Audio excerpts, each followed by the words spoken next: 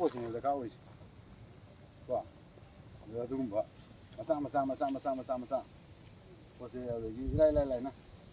미네가 싸게 가라오는 게 또 야오죠.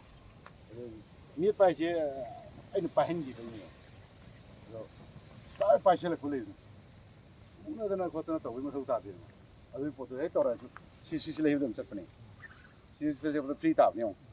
만데 빠이 봐봐. 시다. 그래서 아이나 전례를 시켜래. 시도 좀 다세요. 얼마나 못 강도 또 거든요. 오늘은 강도 또 끝나버려요. 아이 많이 먹고 파이지. 많이 먹고 파이지. 이 시도 우리 완전 수준 많이 좀. 이게 많이 좀. 야, 우리 이게 저거는 신내가 저거든. 엠떡 거. 아. 이 여기 또 하나 하는 거 여기 저거 여기 저거가 나오고. 나오죠. 이들은 딱 가도 되겠어.